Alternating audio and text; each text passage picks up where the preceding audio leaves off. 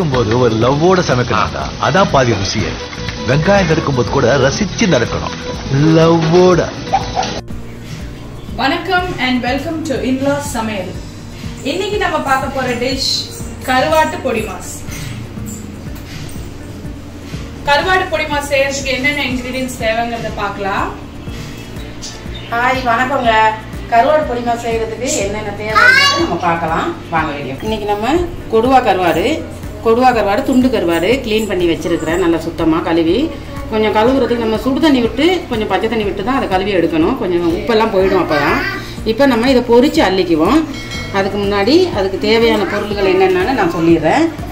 பெரிய வெங்காயம் 2 வெங்காயம் கட் பண்ணி வச்சுருக்கிறேன். 2 தக்காளி கட் பண்ணி வச்சுருக்கிறேன். ஒரு 3லேருந்து 4 பச்சை மிளகா. எனக்கு காரம் ரொம்ப பிடிக்கும், அதனால் பச்சை மிளகா 4 கட் பண்ணி வச்சுருக்கிறேன். அதுக்கு தேவை கடைசியாக போகிறது கொஞ்சம் தேங்காய் திருவல், மஞ்சள் பொடி 1/4 டீஸ்பூன், ஜீரகப்பொடி ஒரு 1/2 ஸ்பூனு,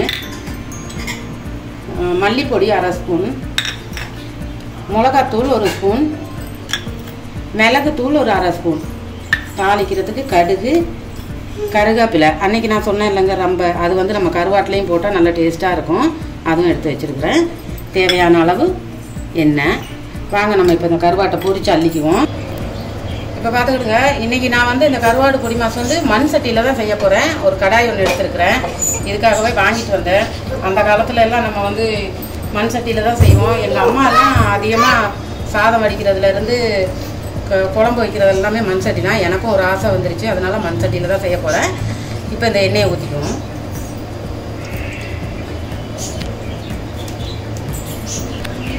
இந்த கருவாடு வந்து சென்னை கருவாடு கிடையாது. அந்த ஊருக்கு நாங்கள் எல்லாருமே போயிருந்தோம்.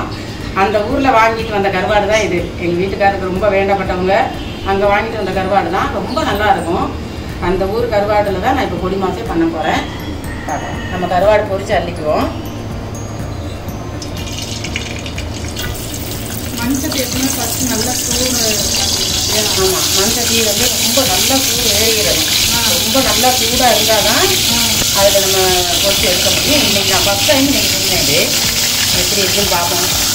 ஏன்னா மண் சட்டியில் செய்யறதுக்கு நிறைய பேருக்கு ஆசை இருக்கும். அதுக்காக பிக்னஸ்க்காக சொல்கிறது.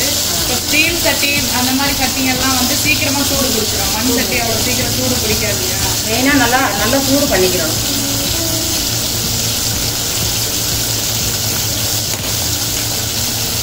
கருவாடு பொரிஞ்சிக்கிட்டு இருக்கு. கொடுவா கருவாட்டில் என்ன ஸ்பெஷாலிட்டினா முள் அதிகமாக இருக்காது இல்லையா? ஆமாம், முள் அதிகமாக இருக்காது. ஏன் தேர்ச்சி பேரானா ரொம்ப விருப்பமாக சாப்பிடுவாங்க இந்த கருவாடு செஞ்சால். அதுலேயும் என் மகன் மருமக எங்கள் வீட்டுக்காரருக்கு இந்த கருவாடு பொடி மாசுனா ரொம்ப பிடிக்கும். அதே மாதிரி உங்கள் வீட்டையும் செய்யுங்க. ஒரு அருமையான கருவாடு பொடி மாசு. அடியெல்லாம் பிடிக்கலை, அடி பிடிக்காமல் இருக்குது. ஆனால் இது உடஞ்சி நல்லா அப்படியே குருணி மாதிரி ஆகிடும், தூள் தூளாக ஆகிடும். இதான் செஞ்சுக்கிட்டே இருக்கேன், செஞ்சு தரேன். என்ன அவசரம் உங்களுக்கு? ஏன் பேரம் பேட்டிக்கிட்டு அப்படி தானே சொல்லணும். செஞ்சுக்கிட்டே இருக்குது. அப்படியே நம்ம லேசாக திருப்பி போட்டுருவோம். ஆனால் இது எல்லாமே உடஞ்சிடும். உடையுதுன்றதுக்காக என்னடா நம்ம கருவாடை போட்டோமே முழுசா இல்லையே அப்படியெல்லாம் நினைச்சிட வேண்டாம். உடஞ்சாதான் அது பொடி மாஸ். இன்னும் கொஞ்சம் நல்லா பொரியட்டும். அடியெல்லாம் பொரிக்கலை, நல்லா பொரிஞ்சு வருது. கருவாடெல்லாம் நல்லா உடைச்சி இன்னும் கொஞ்சம் நல்லா பொரியணும். இந்த மாதிரி கருவாடு இங்கே கிடைக்காது. ஆனால் இது வரைக்கும் எங்களுக்கு இந்த மாதிரி கருவாடு இங்கே கிடைச்சதே கிடையாது. ஊர் நாட்டு சைடுகளில் தான் நல்லா கிடைக்கும். இன்னொரு தடவை நாங்கள் அந்த ஊருக்கு போகலான்னு இருக்கோம். போனால் இந்த மாதிரி கருவாடெல்லாம் வாங்கிட்டு வர போகிறோம். நல்லா கருவாட்டு குழம்பு எல்லாமே போடுறேன். வேலை செஞ்சுக்கிட்டு இருக்கிறீங்க. நான் சமைச்சா நீங்களும் சமைக்க வந்துடுவீங்களா? இது என்ன பண்ணுறீங்க? நான் செஞ்சு செய்வீங்களா? கருவாடு பொடி மாசா? சரி, இப்போ எப்போ தருவீங்க சாப்பாடு எனக்கு? நான் பாப்பா தான். நான் பாப்பா இல்லை, தீபா. இப்போ கருவாடு நல்லா பொரிஞ்சிருச்சு. நம்ம அதை ஒரு வேறு பாத்திரத்துக்கு மாற்றிக்கலாம். இந்தளவு பொரிஞ்சா போதும். இது எதுக்காக ஃபஸ்ட்டு பொரிச்சு எடுத்துக்கிறோம்? பொரிச்சு எடுத்துக்கிறதுக்கு என்னன்னா, நம்ம பச்சையாக போட்டால் டேஸ்ட் வேறு மாதிரி இருக்கும். பாருங்க கருவாட்டோட முள்ளு பாருங்கள், துண்டு கருவாடு. ஆனால் ஒரே ஒரு முள் தனியாக வச்சுக்கணும்.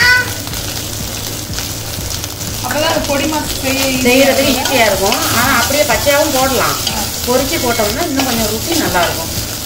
நம்ம இதை மாற்றிக்கணும் ஒரு பாத்திரத்துக்கு. பொரிஞ்சிருச்சு. இந்த அளவு பொரிஞ்சால் போதும். இப்போ நான் பொடி மாசு செய்யும் போது இதெல்லாம் இருக்காது, இந்த கருவாடே இருக்காது. எல்லாம் சட்டிலாம் அடி பிடிச்சிருக்குன்னு பார்க்குறீங்களா? அதிலே இப்போ நம்ம வெங்காயத்தை போட்டு வதக்கணும். இதே கடாயில் நம்ம வெங்காயத்தெல்லாம் போட்டு வதக்கணும்னா அது எல்லாமே எடுத்துடும். நமக்கு தேவைன்னா இன்னும் கொஞ்சம் எண்ணெயும் சேர்த்துக்கலாம் கருவாடு பொரிச்சது போக. இப்போ நான் இன்னும் கொஞ்சம் எண்ணெய் ஊற்றிக்கிட்டேன். ஏன்னா நான் ஃபஸ்ட்டு ஊற்றின எண்ணெய் வந்து கருவாடு பொரிக்கிறதுக்கே சரியாயிடுச்சு. இப்போ இந்த கடுகு உளுத்தம் பருப்பு போட்டுக்குவோம்.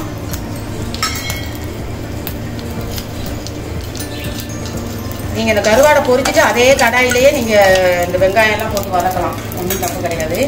இப்போ கருவேப்பிலை, ரம்பை. இந்த ரம்பைன்னு சொன்னது வந்து வாசனைக்கும் போடலாம், டேஸ்ட்டுக்கும் நல்லாயிருக்கும். நம்ம கருவேப்பிலை ரம்பை சேர்த்துக்குவோம். My favourite item. உனக்கு ரொம்ப பிடிச்ச ஐட்டம் அது.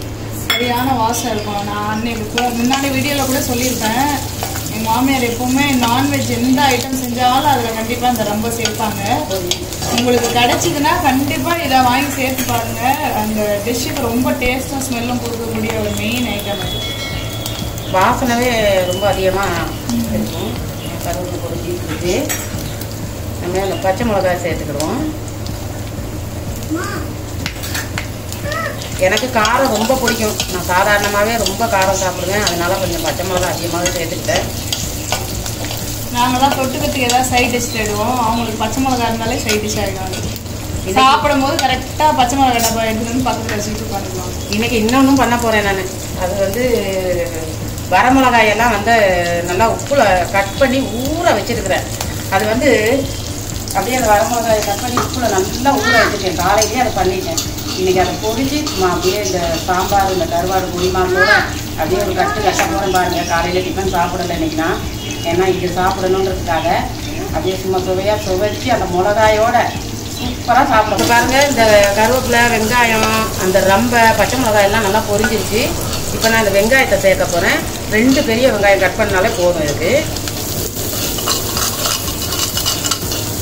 எல்லாமே நல்லா குட்டி குட்டி பாத்திரமாக வாங்கிட்டு வந்துட்டேன். மண் சட்டியில் எனக்கு ரொம்ப பிடிக்கும். உப்பு வந்து கொஞ்சமாகவே சேர்த்துக்கிடுவோம். ஏன் கொஞ்சமாக சேர்த்துக்கிடுவோம்னா கருவாட்டில் உப்பு இருக்க வாய்ப்பு இருக்குது. நான் கழுவிட்டேன் நல்லா, இருந்தாலும் கொஞ்சம் குறைச்சிக்குவோம். தேவைன்னா நம்ம அப்புறமா சேர்த்துக்கலாம். எப்பவுமே எந்த கருவாடு செய்யும் போதும் உப்பு குறைச்சே சேர்க்கறது நல்லது இல்லை. ஏன்னா கருவாட்டில் நேச்சுரலாகவே அது என்னதான் நம்ம சுடு தண்ணி போட்டு கழுவுனாலும் உப்பு இருக்கும். அதனால நான் கொஞ்சமாகவே சேர்த்துட்டேன். எனக்கு என்னமோ இன்றைக்கி ரொம்ப ஹாப்பியாக இருக்குது இந்த சட்டியில் செய்கிறது.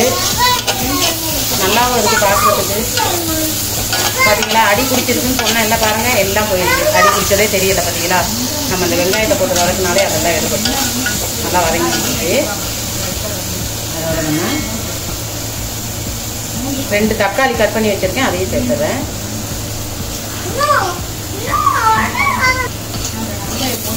இப்போ இதே தக்காளியும் போட்டு நல்லா கிளறி வச்சுருவோம். நம்மளுக்கு தக்காளி தேவையில்லைன்னா தக்காளி போடாமல் வெறும் வெங்காயம் கூட போட்டு செஞ்சுக்கலாம். எங்கள் வீட்டில் தக்காளியெல்லாம் போட்டு செஞ்சால் ரொம்ப பிடிக்கும். எல்லாமே போயிடுச்சு. அடி பிடிச்சதே தெரியலை பாருங்க, எதுவுமே தெரியல. கொஞ்சம் நல்லா வதங்கணும். இதெல்லாம் கொஞ்சம் நல்லா வதங்கட்டும்.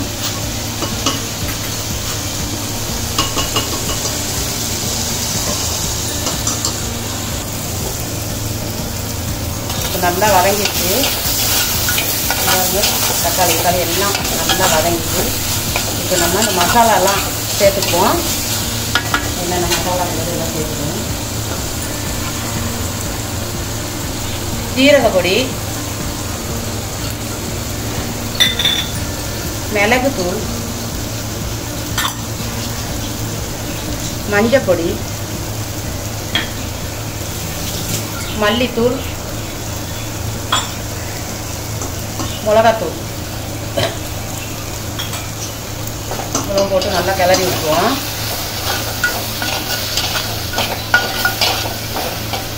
ஒரே வாசனையாக இருக்குது. கமன்னு உனக்கு வாசனை வருதா? இப்போ மிளகாத்தூள் போட்டால் கூட இன்னும் வேறு மாதிரி இருக்குது டேஸ்ட்டு. இப்போ நம்ம இந்த பொரிச்சு வச்சுருக்கிற கருவாடை சேர்த்துக்குவோம். சாப்பிடும்போது கொஞ்சம் கவனமாக தான் சாப்பிடணும், எண்ணெய் ஒருத்தது முள்ளு இருக்குது, அதை சேர்த்துக்குவோம். சேர்த்து நல்லா கிண்டி விட்டுறணும். இந்த கருவாடு முள்ளை வேணால் எடுத்துக்கோ இல்லையா? இல்லை வெறும் இந்த சதையை மட்டும் இப்போ வெந்த அப்புறம் சதையெல்லாம் பிஞ்சு தனியாக வந்துருச்சு. அதெல்லாம் மட்டும் பிச்சு போட்டு கூட செய்யலாம் எல்லாமே. ஏன்னா முள்ளு பார்த்து சாப்பிட தெரியாதுங்க இருப்பாங்கல்ல, அவங்க அந்த முள்ளுங்களை மட்டும் ரிமூவ் பண்ணிட்டு வெறும் சதையை மட்டும் பண்ணிட்டு இது ஃபுல்லாக சதை தான்.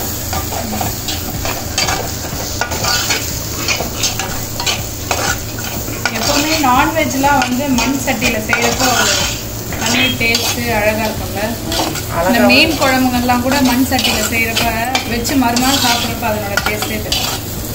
அதுலேயே இன்னும் இந்த விரால் மீன் ஒன்று இருக்குது, அந்த குழம்பு மண் சட்டியில் செஞ்சோம்னா செஞ்சு அடுத்த நாள் சாப்பிடணும், இன்னும் நல்லாயிருக்கும். பாருங்கள் நல்லா இதாகிடுச்சு, கருவாடு எதுவுமே தெரியலை. அதே இன்னும் கொஞ்சம் நேரம் அடுத்தே இருக்கட்டும். கொஞ்சம் நேரம் நல்லா இருக்குது செய்கிறதுக்கு, பார்க்க நல்லா இருக்கும். வாசனை நல்ல வாசனை. என்ன வேணும்? அடுப்பை கொஞ்சம் சிம்மில் வச்சுக்கோங்க கருவாடெல்லாம் போட்டதுக்கப்புறம். ஏன்னா மண் சட்டி பயங்கரமாக சூடாக இருக்கும். நம்ம ஸ்டீல், ஆமாம், அது நம்ம ஸ்டீல் சட்டி மாதிரி கிடையாது. அடி பிடிக்கல இப்போ வரைக்கும், அடியெல்லாம் பிடிக்கல.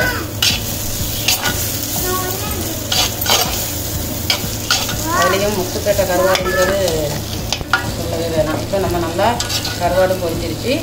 கொஞ்சமாக தேங்காய் துருவல், சும்மா ஒரு 2 கைப்பிடி அளவு தேங்காய் பூ நம்ம திருவுறதுக்கு திருவி வச்சுக்கலாம், இல்லைன்னா மிக்சியில் போட்டு பொடி பண்ணி வச்சுக்கலாம். அதையும் சேர்க்கணும் இதில். ஏன் இந்த தேங்காய் சேர்க்குறதுன்னா, தேங்காய் சேர்த்தா தான் உதிரி உதிரியாக வரும், அது சாப்பிட்றதுக்கு நல்லாயிருக்கும். தேங்காய் வேணாங்கிறவங்க சும்மா தேங்காய் இல்லாமல் செஞ்சுக்கலாம். தேங்காய் போட்டால், ஆமாம், தேங்காய் போட்டால் அதோட டேஸ்ட்டே தனி. தேங்காய் சேர்க்காம இருக்காதீங்க, கண்டிப்பாக தேங்காய் சேர்த்து செய்யுங்க, ரொம்ப சூப்பராக இருக்கும். கடைசியாக என் பேத்தி பண்ணி வச்சுருக்க வேலையை பார்த்தீங்களா, லெமன் எடுத்து நான் லைட்டாக ஒரு 2 சொட்டு லெமன் புழிஞ்சு விட்டுக்கிறேன், அவ்வளோதான். இப்போ மிக்ஸ் பண்ணிடுவேன். இதை மண் சட்டி கருவாடு பொடி மாஸ் ரெடி. எங்கள் வீட்டுக்காரர் சொல்கிறாரு, முத்துப்பேட்டை கருவாடுன்னு சொல்லு, முத்துப்பேட்டை கருவாடுன்னு சொல்லு அப்படிங்கிறாரு. ஏன்னா அவருக்கு அந்த ஊர் கருவாடு தான் ரொம்ப பிடிக்குமே. பாருங்க, பார்க்கவே அந்த சிக்கன் சுக்கா அந்த மாதிரி சுக்கா மாதிரி இருக்குல்ல, சுக்கா மாதிரி தான் இருக்குல்ல பார்க்குறது. மண் சட்டி இப்போ இதே வந்து நம்ம ஸ்டீல் சட்டியில் செஞ்சோம்னா இந்த அளவுக்கு வராது. இப்போ நல்லா கிண்டி விட்டுருவோம். நல்லா அடுப்பை கொஞ்சம் பாஸ்ட்டாக வச்சுக்கிட்டேன், ஏன்னா டக்குன்னு ரெடியாக விட்டுமேன்றதுக்காக. நீங்கள் இதை அடுப்பில் வச்சுட்டு வேறு வேலை செய்கிற மாதிரி இருந்தால் நீங்கள் அடுப்பை சிம்மிலே வச்சுக்கலாம், அவ்வளோதாங்க. என்ன துணியை எல்லாம் பிடிச்சிருக்கீங்க? சூடு சூடு இல்லையே, சூடு அவ்வளோ இல்லை. கடாயோட காதை பிடிச்சிக்கிட்டு இருக்கேன். இப்போ நான் உன் காதையாக பிடிச்சிக்கிட்டு இருக்கேன், கடாயோட காதை பிடிச்சிக்கிட்டு இருக்கேன். ரெடி. என்ன அழகாக செய்கிறாங்கல்ல இந்த மண் பானைங்க, மண் சட்டி எல்லாம். என் மருமகளை டேஸ்ட் பார்க்குறியா, என் பேத்தி டேஸ்ட் பார்க்குறியா? பேத்தி, என் பேத்திக்கிட்ட கொடுக்க போகிறேங்க. பேத்தி டேஸ்ட் பண்ணி சொல்லுங்க எப்படி இருக்குன்னு கருவாடு பிடிமா.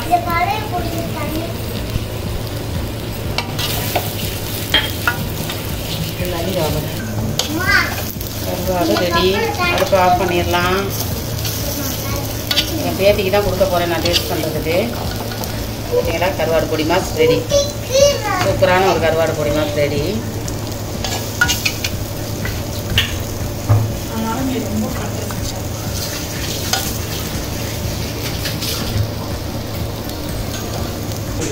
இப்போ சூப்பரான சுவையான நல்ல அருமையான ஒரு கருவாடு பொடி மாஸ் ரெடி ஆயிடுச்சு. நம்ம லஞ்ச் சாப்பிட்றது தான் இனி பாக்கி. சூப்பராக இருக்குங்க. இதை வந்து நீங்கள் எதுக்காவது சைட் டிஷ்ஷாகவும் செய்யலாம், இல்லை மெயின் டிஷ்ஷாக நீங்கள் சாதத்தில் கூட பெரட்டி சாப்பிட ரொம்ப டேஸ்ட்டாக இருக்கும். எங்கள் மாமனார்லாம் இதெல்லாம் செஞ்சுட்டா வேறு எதுவுமே சாம்பார் ரசம் எதுவுமே ஊற்றிக்க மாட்டார், வெறும் அந்த கருவாடு பொடி மாஸ் மட்டுமே பண்ணி சாப்பிட்டுடுவார். ரொம்ப டேஸ்ட்டாக இருக்கும் வெறும் ரைஸில் சாப்பிட்றதுக்கு. கண்டிப்பாக வீட்டில் எல்லாரும் ட்ரை பண்ணி பாருங்கள். இப்போ சூப்பரான கருவாடு பொடி மாஸ் ரெடி ஆயிடுச்சு. நான் என் பேத்திக்கு டேஸ்ட் பண்ண கொடுக்க போகிறேன். இதே போல் நீங்களும் உங்கள் வீட்டில் நல்லா ரெடி பண்ணி சாப்பிட்டு பாருங்கள். பாப்பா தாங்க சாப்பிட்டு டேஸ்ட் பாருங்கள், எப்படி இருக்குன்னு சொல்லுங்கள். கருவாடு பொடி மாஸ் எப்படி இருக்குன்னு சொல்லுங்கள். சாப்பிடுங்க, மெல்லுங்களேன். மெல்லாம நல்லா இருக்குன்னா என்ன அர்த்தம்? சூப்பரா இருக்கு. அப்படியே செஞ்சு பாருங்க. யார் செஞ்சது இது? யார் செஞ்சது? நீங்க தானே? நீங்க தானே செஞ்சீங்க? எங்க அப்பா தானே செஞ்சாங்க. நான் சாப்பிட்டு பார்க்கிறேன். நாளைக்கும் நீங்க இந்த மாதிரி ட்ரை பண்ணி பாருங்க. சுவையான கருவாடு பொடி மாஸ் ரெடி ஆயிடுச்சு. நீங்களும் இந்த மாதிரி செஞ்சு பாருங்க. கண்டிப்பா தேங்காய் துருவல் கொஞ்சோண்டு சேருங்க இந்த கருவாட்டில், இன்னும் சுவையா இருக்கும். அடுத்த வீடியோல பார்க்கலாம். பாய். கண்டிப்பா இந்த டிஷ் ட்ரை பண்ணி பாருங்க. ட்ரை பண்ணிட்டு எப்படி இருந்துச்சுன்னு கமெண்ட் செக்ஷன்ல சொல்லுங்க. நம்ம சேனலை புதுசா பாக்குறவங்க இன்லாஸ் சமையலுக்கு கண்டிப்பா சப்ஸ்கிரைப் பண்ணி சப்போர்ட் பண்ணுங்க. அப்பதான் அடுத்தடுத்த நான்வெஜ் அண்ட் வெஜிடேரியன் டிஷ்ஷஸ் உங்களுக்கு நோட்டிபிகேஷன் வரும். அடுத்து ஒரு நல்ல ஒரு டேஸ்டான டிஷ்ஷோட உங்களை சந்திக்கிறோம். until then bye. சமைக்கும் போது ஒரு லவ்வோட சமைக்கணும்டா, அதான் பாதி ருசியே. வெங்காயம் நறுக்கும் போது கூட ரசிச்சு நறுக்கணும், லவ்வோட.